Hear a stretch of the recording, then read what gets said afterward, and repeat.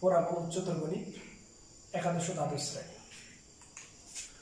তো এখানে দেখতে পাচ্ছি আমরা পারমুটেশন কম্বিনেশন বিন্যাস এর সমাবেশ উচ্চতর গণিত প্রথম পত্রের পঞ্চম অধ্যায়। তো প্রত্যেক অধ্যায় শুরু করার আগে আমি যেটা তোমাদের বলে থাকি যে নিজেকে তিনটা প্রশ্ন করতে হয়, কেন পড়ব, কি কি পড়ব এবং কিভাবে পড়ব। এই তিনটা প্রশ্নের উত্তর যদি আমরা খুঁজি তাহলে একটা অধ্যায় সম্পর্কে ক্লিয়ার ধারণা হবে। তো প্রথম কোশ্চেনে আমরা আসি কেন পড়ব। এই কেন পড়ব প্রশ্নের উত্তরের জন্য আগে নিজেকে ফাইন্ড আউট করতে হবে যে তুমি কি হতে চাও, কি করতে চাও। অবশ্যই এইচএসসি ফাইনাল এক্সামে একটা ভালো রেজাল্ট করতে চাও এবং ইউনিভার্সিটিতে অ্যাডমিশনের জন্য একটা সুযোগ চাও। তাহলে এক নম্বর অধ্যায়টা সম্পর্কে জেনে নিই। এই অধ্যায় থেকে এইচএসসি ফাইনাল এক্সামে সিকিউ প্রশ্ন হয় 10 মার্কস, মানে একটা ফুল প্রশ্ন হয় 10 মার্কস। এমসিকিউ হয় 2 থেকে 3 মার্কস এবং পাশাপাশি অ্যাডমিশন টেস্ট এই অধ্যায় থেকে 2 থেকে 3 মার্কস প্রশ্ন হয়ে থাকে। তাহলে একটা জিনিস লক্ষ্য করো যে পারমুটেশন কম্বিনেশন অধ্যায় থেকে আমি সিকিউ ফুল একটা কোশ্চেন পাচ্ছি, এমসিকিউ 2 থেকে 3 মার্কস পাচ্ছি, পাশাপাশি আমি অ্যাডমিশন টেস্টে 2 থেকে 3 মার্কস পাচ্ছি। তাহলে এখান থেকে একটু হলেও ধারণা ক্লিয়ার হওয়ার কথা যে এই অধ্যায়টা আমাদের জন্য কতটা ইম্পর্টেন্ট। এখন আসি কি কি পড়ব। কি কি পড়ব এটা সমাধানের জন্য একটা অধ্যায়ে কি কি টাইপ প্রশ্ন থাকে সেটা একটু দেখে নিই। প্রত্যেকটা অধ্যায়ে আমাদের প্রশ্ন থাকে 4 টাইপের: CQ type, number 2 MCQ type, number 3 admission test of varsity and number 4 admission test of engineering.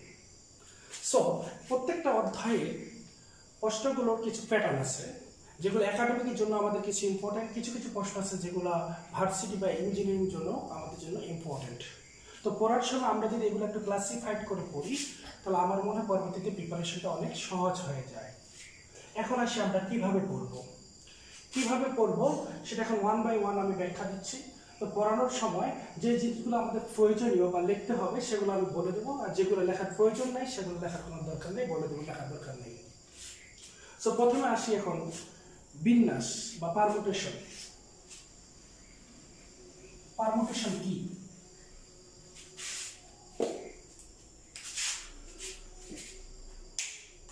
Permutation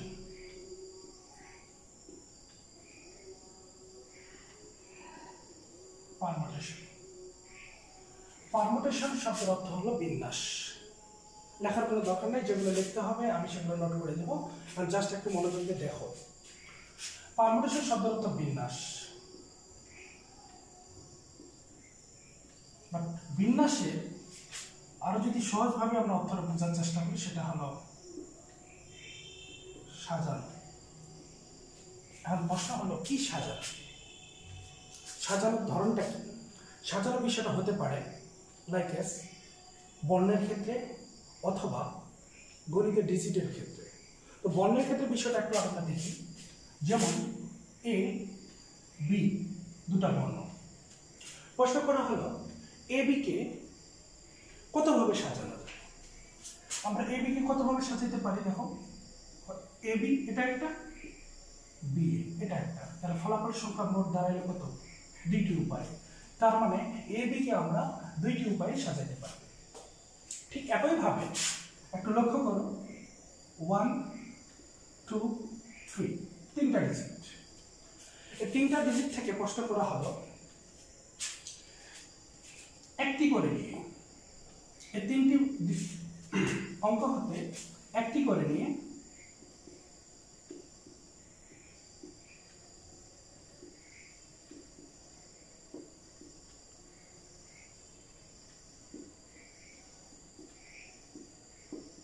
সাজানোর উপায়। যদি আমি একটি করে নিই তাহলে কি আসতেছে? 1 2 3। তাহলে দেখো 1 2 3 কয়টা হলো? মোট 3টা। তাহলে ফলাফল সংখ্যা আসলো 3টি বা উপায় হলো 3টি। এবার যদি বলা হয় 2টি করে নিয়ে তাহলে দেখো কি আসে? 1 2 1 3 2 1 2 3 3 1 3 2।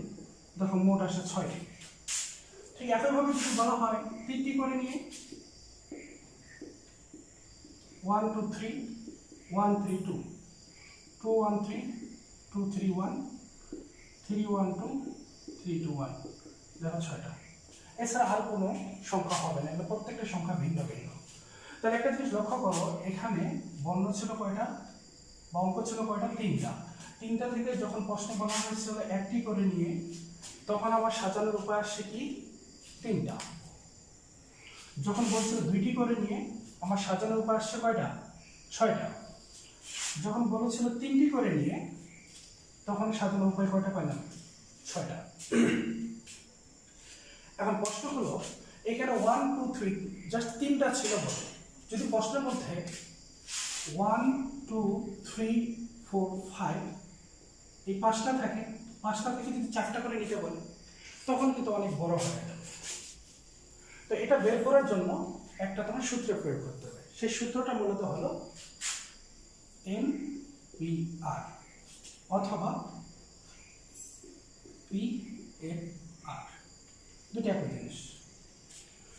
অর্থাৎ এনটা হচ্ছে এন কতগুলো হতে তুমি নিচ্ছ, আর আরটা হলো কতগুলো নিয়েছি। যেমন এখানে কতগুলো ছিল? টোটাল 3টা, তার মানে এখানে এন এর মান হলো 3।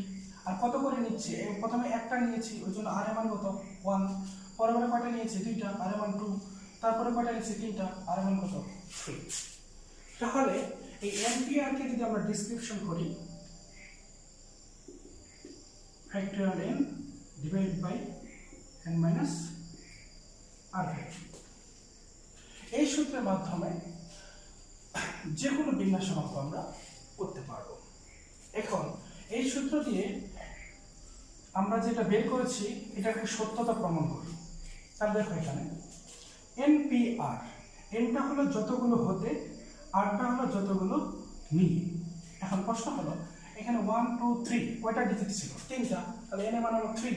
এখানে ফার্স্ট টাইম কয়টা নিয়েছি? একটা। 3টা থেকে একটা নেওয়ার উপায় কি দাঁড়াইলো? 3p1। এবার 3টা থেকে কয়টা নিয়েছি? 2টা। তাহলে কত হলো? 3p2। ঠিক একইভাবে 3টা থেকে আমি যখন কয়টা নিয়েছি? 3টা। এটা সাজানোর উপায় কি হবে? 3p3।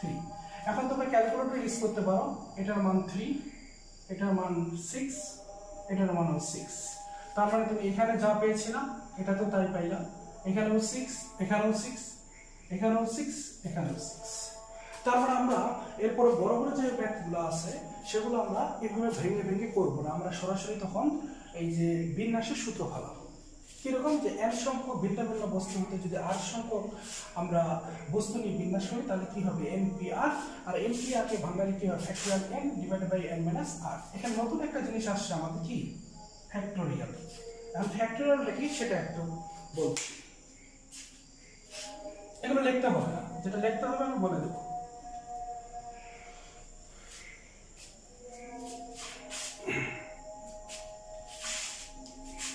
ফ্যাক্টরিয়াল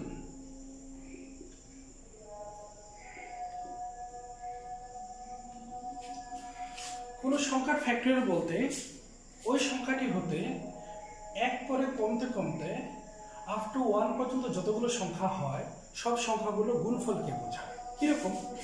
যেমন একটা সংখ্যা 6 ফ্যাক্টরিয়াল। তাহলে 6 ফ্যাক্টরিয়াল মানে কি?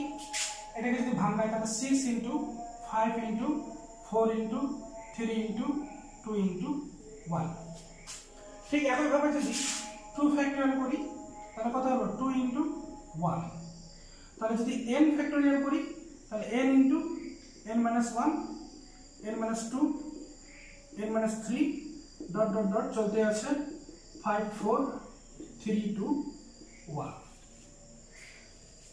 অর্থাৎ ওই সংখ্যাটি হতে শুরু করে 1 করে কমতে কমতে কমতে ফাইনালি কোথায় যায়? শেষ হলো 1 এ। এটা ক্লিয়ার যে ফ্যাক্টরিয়ালের সর্বনিম্ন ভ্যালু কত? দেখো তো, এখানে সর্বনিম্ন ভ্যালু 1, এখানে সর্বনিম্ন ভ্যালু 1, এখানে সর্বনিম্ন ভ্যালু হচ্ছে 1। তাহলে 0 ফ্যাক্টরিয়াল মান তোমরা যখন ক্যালকুলেটরে চাপো এর মান দেখা 1। এটা কিন্তু দিনাজপুর বোর্ডে 2018 সালে আসছিল এমসিকিউতে। তাহলে দেখো এটা ক্যালকুলেটর চাপলে কিন্তু চলে আসা হয়, বাট কিভাবে হয় এটা কিন্তু একটু আমাদের জানা জরুরি, জানতে হবে। কিরকম একটু ব্যাখ্যাটা দিচ্ছি দেখো। আমরা জানি n ফ্যাক্টরিয়াল মানে n into n minus 1 n minus 2 dot dot dot 3 2 1। তো আমরা আমাদের প্রয়োজনের সাথে এটাও লিখতে পারি, কেননা আমি যদি 5 ফ্যাক্টরিয়াল সরাসরি এটা লিখতে পারি কিনা দেখো তো, 5 ইন্টু 4 ফ্যাক্টরিয়াল। এই ফ্যাক্টরিয়াল মানে কি, এরপর আরো পদগুলো আছে, এটাকে আবার ভাঙালে ঘুরে ফিরে একই পাওয়া গেল 4 ইন্টু 3 ইন্টু 2 ইন্টু 1। তাহলে আমি n factorial is equal to n into n minus 1 factorial বসাতে পারি। তাহলে n এর মান যদি এখন আমি 1 বসাই, তাহলে দেখো উভয় পাশে, এই পাশে 1 ফ্যাক্টরিয়াল, এই পাশে 1 1 মাইনাস 1 ফ্যাক্টরিয়াল। 1 ফ্যাক্টরিয়াল মান তো তোমরা জানো 1, আর এটা হলো 0 ফ্যাক্টরিয়াল। তাহলে দেখো 0 ফ্যাক্টরিয়াল মান কি আসতেছে 1। তার মানে 0 ফ্যাক্টরিয়াল যে 1 কিভাবে হয় তার লজিকটা একটু দেখা যায়। আচ্ছা, এখন আসি যে আমাদের কি কি জানতে হবে, কি কি প্রয়োজনীয় বিষয়। এখন কিছু নোট করে দিচ্ছি, এগুলো তোমরা লিখে নিবা, এগুলো লাগবে আমাদের।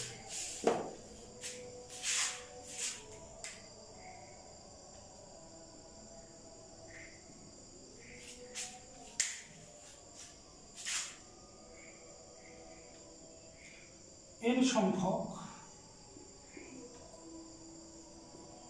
ভিন্ন ভিন্ন বস্তু হতে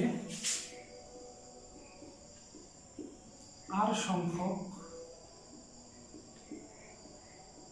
বস্তু নিয়ে বিন্যাস।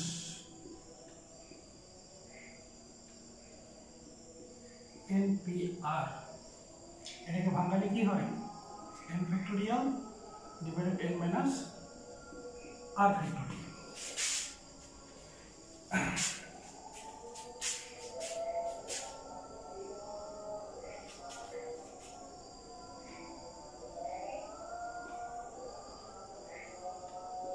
তাহলে ভাঙো,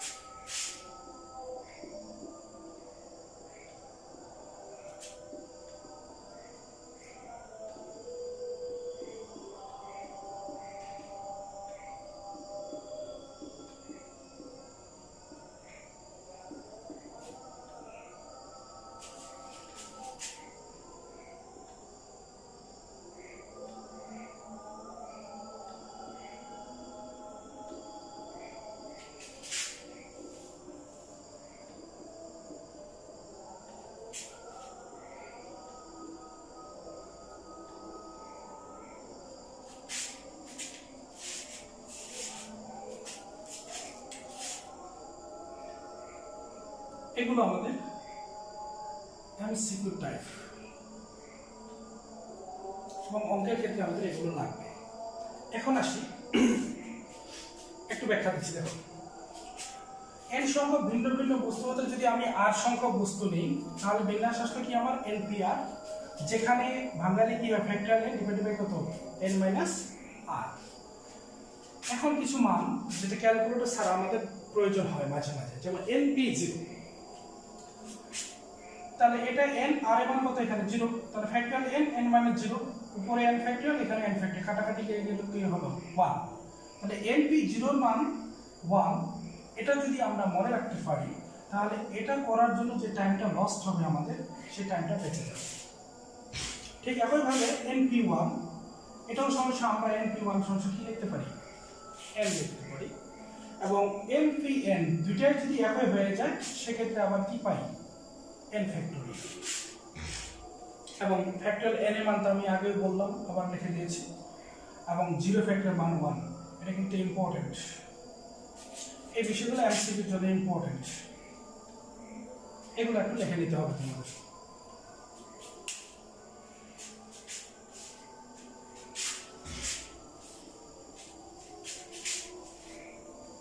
এখন আসি প্রশ্নের প্যাটার্ন, কিরকম প্রশ্ন হয় পরীক্ষায়। কোশ্চেন, একটা ওয়ার্ড দেওয়া হলো। বিন্যাসের ক্ষেত্রে যে প্রশ্নগুলো হয় মূলত একটা ইংরেজি ওয়ার্ড দেওয়া হয়, সে ওয়ার্ডটাকে সাজাতে বলে, অথবা কিছু ডিজিট দেওয়া হয়, সেই ডিজিটগুলোকে সাজাতে বলে। তো আমরা একটা ওয়ার্ড নিয়ে আগে একটু কথা বলি। কিরকম, যে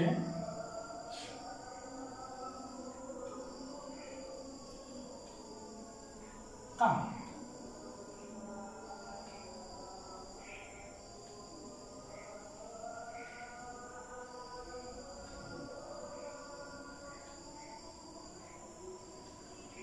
সাজাও। প্রশ্নটা হলো কাম শব্দটিকে সাজাও। তো একটা শব্দকে আমরা কিভাবে সাজাবো সে বিষয়গুলো একটু বলছি। দেখো, আমি যখন বলেছিলাম যে এন সংখ্যক ভিন্ন ভিন্ন বস্তু হতে আর সংখ্যক বস্তু নিয়ে সাজানোর উপায়টা কি ছিল, এন পি আর। তাহলে এখানে আমাকে বর্ণগুলো কাউন্ট করতে হচ্ছে। দেখো এখানে কয়টা বর্ণ আছে, কাম শব্দটি 1 2 3 4টা বর্ণ আছে, কিন্তু বলে না যে কয়টি করে নিয়ে এসে দাও। তার মানে যদি কোনো কোশ্চেনে নির্দিষ্ট করে বলে দেওয়া না থাকে যে কয়টি করে নিয়ে সাজাও, তাহলে আমাকে ধরে নিতে হবে শব্দটিতে যতগুলি বর্ণ আছে ততগুলি বর্ণ নিয়ে আমাকে সাজাতে হবে। আর যদি নির্দিষ্ট করে দেওয়া থাকলো তাহলে তো দেওয়া থাকলোই, কিন্তু যদি দেওয়া না থাকে সেক্ষেত্রে আমাদের যতগুলো বর্ণ থাকবে ততগুলো বর্ণকে আমাদের ধরে নিতে হবে। যেমন এখানে কাম শব্দটিকে সাজাতে বলছে, তাহলে কাম শব্দটিকে কয়টি বর্ণ আছে, 4টি বর্ণ। তাহলে 4টি বর্ণ হতে 4টি নেওয়ার উপায় কি হবে, 4p4। 4p4 মানে কত, ফ্যাক্টরিয়াল 4। ফ্যাক্টরিয়াল 4 মানে কত, 24। Answer 24। MCQ type question. So আবার আরেকটা কোশ্চেন দেখি।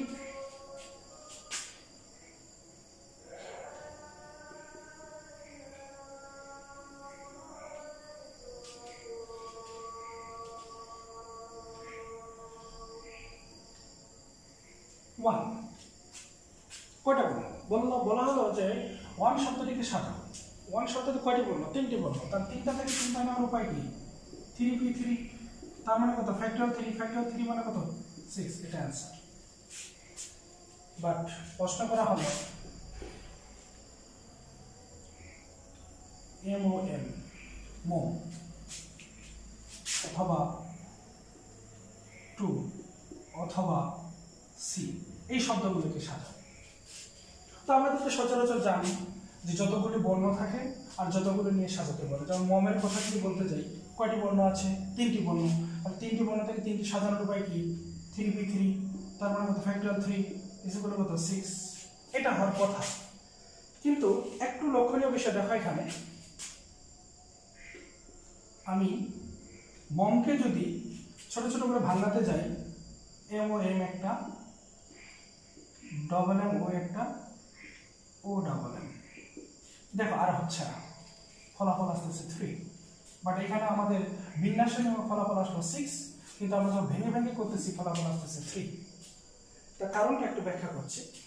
এখন ঠিক একইভাবে যদি আমি এখানে মনে করো 1, এটাকে সাথে একটু আগে দেখো 1 সাজিয়েছি, আসছে 6।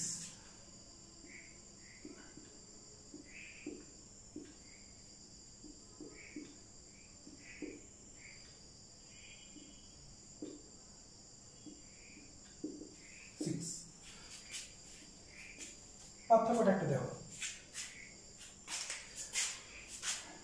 মমকে আমি যখন ভাঙলাম তখন 3টার বেশি পাচ্ছি না, কিন্তু 1কে যখন আমি ভাঙছি তখন কিন্তু 6টা পাচ্ছি।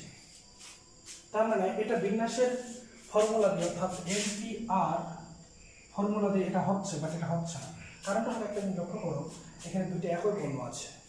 দুইটি একই বর্ণ থাকার কারণে এখানে আর বাকি যে 3টি পদ, সেই 3টি পদ আসতেছে না। তখন এর একটা ফর্মুলা বলা হলো যে যদি একই জাতীয় কিছু বর্ণ থাকে তাহলে একই জাতীয় যতগুলো বর্ণ থাকবে তত ফ্যাক্টরিয়াল দ্বারা যদি আমি ভাগ করি তাহলে এক্সাক্ট অ্যান্সারটা পাবো। তাহলে এখন দেখো এখানে মম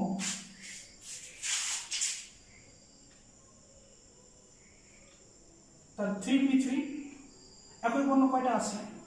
দুইটা, তাহলে ফ্যাক্টরিয়াল 2 দ্বারা ভাগ, তাহলে উপরে 6 নিচে হলো 2 সমান 3। তাহলে দেখো অ্যাপ্রক্সিমেট অ্যান্সারটা পাওয়া যাচ্ছে। তার বিষয়টা আবারও বলছি, যদি কোনো ওয়ার্ড সাজাতে বলে সেই ওয়ার্ডে যদি বর্ণ নির্দিষ্ট করে দেওয়া না থাকে কতগুলি নিয়ে, তাহলে যতগুলি বর্ণ থাকবে ততগুলি নিয়ে আমরা সাজাবো। দ্বিতীয়ত কোশ্চেন হলো, যদি একই জাতীয় বর্ণ থাকে তাহলে বিন্যাসের নিয়মে আমরা সাজাবো, কিন্তু একই জাতীয় যতগুলো বর্ণ থাকবে তত ফ্যাক্টরিয়াল দ্বারা ভাগ করবো, নাহলে আমরা প্রপার অ্যান্সারটা পাবো না। তাহলে এখানে ফর্মুলা থাকবে দুইটা, একটা হলো NPR আর একটা হলো যদি একই জাতীয় বর্ণ থাকে তাহলে তত ফ্যাক্টরিয়াল দ্বারা ভাগ করব। সো আমরা একটা ওয়ার্ড শিখি, এই ওয়ার্ডটা যদি আমরা একটু প্রপারলি শিখতে পারি তাহলে যত ধরনের ওয়ার্ড আছে আমরা পারবো, একসাথে পারবো। এটা ফ্যাক্টর আমি একটা করে দিচ্ছি, বাকি তোমরা বাকিগুলো নিজেই পারবা।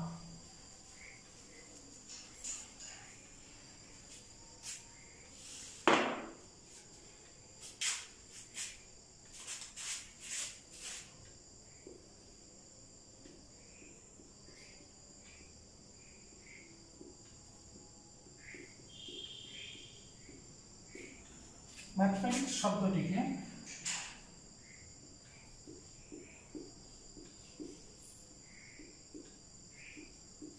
কতভাবে সাজানো যায়, এই কোশ্চেনটা অসংখ্যবার আসছে বোর্ডে। তোমরা বই বের করলে দেখবা যে এই প্রশ্নটা অসংখ্যবার আসছে, অথচ কিছুই না। তো একটু বর্ণ বেশি, আমরা শুধু নিয়মটা ফলো করব। যে বলা হয়েছিল যতগুলো বর্ণ থাকবে ততগুলো বর্ণ নিয়ে আমরা সাজাবো। তাহলে আমার এখানে বর্ণ আছে 1টা 2টা 3টা 4টা 5টা 6টা 7টা 8টা 9টা 10টা 11টা। তাহলে 11টা থেকে যদি আমি 11টা নিই তাহলে 11p11। এখন একই জাতীয় বর্ণ এখানে দেখা যাচ্ছে যে m দুইটা আছে, a দুইটা আছে, p দুইটা আছে। তাহলে প্রত্যেক দুইটার জন্য একটা করে 2 ফ্যাক্টর দ্বারা ভাগ করবো। তাহলে বিষয়টা কি দাঁড়াচ্ছে, 11টা থেকে 11টা নেওয়ার উপায় কি, 11p11। নিচে m কয়টি আছে দেখো তো, 2টি m এর জন্য একটা ফ্যাক্টর 2, a কয়টা আছে, 2টা, এটার জন্য একটা ফ্যাক্টর 2, এন্ড t কয়টা আছে, একটা ফ্যাক্টর 2। ক্যালকুলেটর চাপো, যা আসবে তাই অ্যান্সার। কত সহজ। আর যে কোনো শব্দ দেখ, যেমন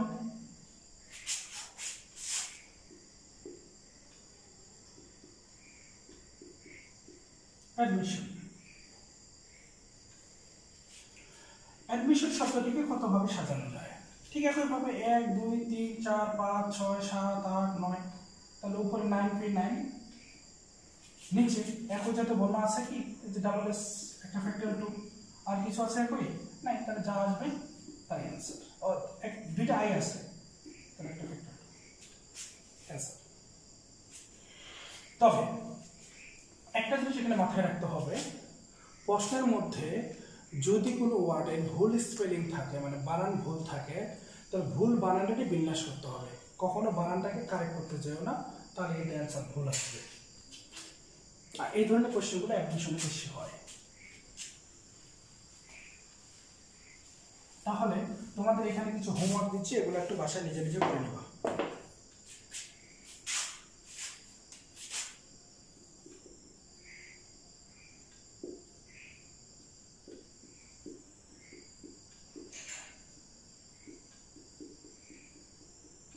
কালেক্টরেট এই শব্দটিকে সাজাতে হবে, বাংলাদেশ।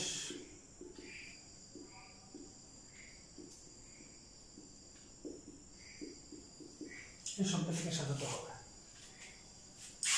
এছাড়া তোমাদের বইয়ে দেখবা কেতাব স্যারের 2 নম্বর প্রশ্ন এবং মিজানুর রহমান স্যারের 3 নম্বর প্রশ্ন, বেশ কিছু ওয়ার্ড দেওয়া আছে, এগুলো বাসায় নিজে নিজে প্র্যাকটিস করবা, দেখবে যে সবগুলো হয়ে যাবে। ওয়ার্ড যে কোনো একটা দিতে পারে। পাশাপাশি মজার একটা কোশ্চেন অবশ্যই তোমরা মাথায় রাখবা, প্রত্যেকে নিজের নামের বিন্যাস, নিজের নামের বিন্যাস। কারণ এই প্রশ্নটা ভাইভে প্রায় করা হয়। তুমি যদি একটা ওয়ার্ডের বিন্যাস পারো তাহলে অবশ্যই তোমার নামের বিন্যাস পারবে।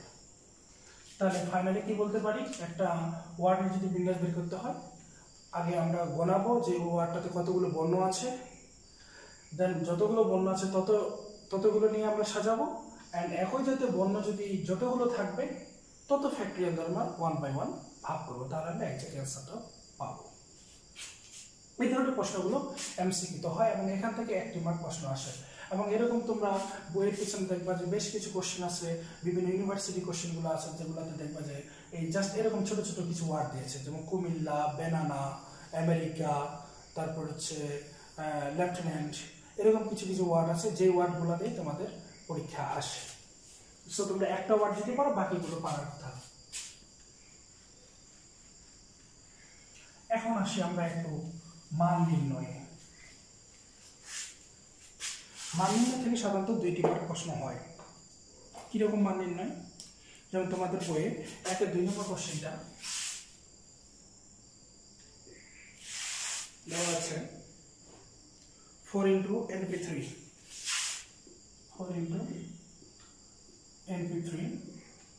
equal to 5 into n-1 P3।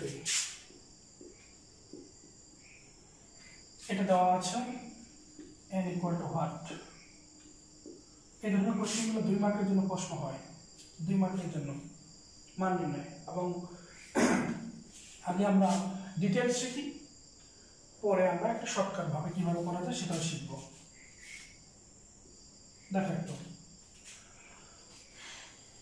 আমাদের মান বের করতে বলছে কার, n এর। তাহলে n জাতীয় পদগুলো আমরা বাম পাশে রেখে বাকি সবগুলো ডান পাশে নিয়ে যাই। তাহলে এটা কি হলো, np3 গুণ অবস্থা থাকলে এই পাশে আসে কি হবে, ভাগ। এই হলো 5 বাই কত হলো 4। এখন আমরা এগুলোকে ভাঙাবো, এটাকে বিন্যাসে নিয়ে আমরা ভাঙাই। n-3 ফ্যাক্টোরিয়াল, এটা কত হচ্ছে n-1 ফ্যাক্টোরিয়াল, নিচে কত n-1 মাইনাস কত 3 ফ্যাক্টোরিয়াল, নিচে কত 5 বাই কত হলো 4। দেন তাহলে n ফ্যাক্টোরিয়াল নিচে n-3 ফ্যাক্টোরিয়াল, ভগ্নাংশটা উল্টাই দেই, n-4 ফ্যাক্টোরিয়াল নিচে হলো n-1 ফ্যাক্টোরিয়াল, 5/4। এখন আমরা কাকে ভাঙাবো সে বিষয়টা একটু দেখবো। কাছাকাছি যে বিষয়গুলো আছে সেগুলোকে একটু ভাঙাবো। একটু দেখো এখানে n আছে, এখানে কি আছে n-1, তাহলে বড়কে n, তাহলে n কে ভাঙালে n-1 পাবো। আবার n-3 আছে n-4, তাহলে n-3 বড়, তাহলে n-3 কে ভাঙালে কি পাবো, n-4 পাবো। তাহলে দেখো এখানে n ইনটু n-1 এখানে স্কিপ করব, আর নিচে n-3 n-4 এ দাঁড়াবো, ইনটু n-4 এখানে ছিল থাক, আর এখানে n-1 ছিল এটাও থাক, ইজ ইকুয়াল টু 5/4। তাহলে n-1 n-1 কাটা, n-4 n-4 কাটা, তাহলে উপরে কি থাকলো n, নিচে কি থাকলো n-3, 5/4। তাহলে আর গুণ করি, 5n minus 3 5 কত 15 is equal to 4n। তাহলে 5n minus 4n is equal to কত 15। তাহলে n এর মান কত পাইলাম 15। এটা आंसर। এভাবে আমাদের 2 মার্কের প্রশ্নগুলো হয়ে থাকে মান নির্ণয়ের। তাহলে তোমরা বইয়ের 1 নম্বরের 1 2 3 4 এই 4টা প্রশ্ন বাসা করার চেষ্টা করবা। যদি কোথাও সমস্যা হয় তাহলে অবশ্যই আমাকে ইনবক্স করবা, আমি সেখানে সলভ দিয়ে দিব। তো আজকে এ পর্যন্তই, ধন্যবাদ।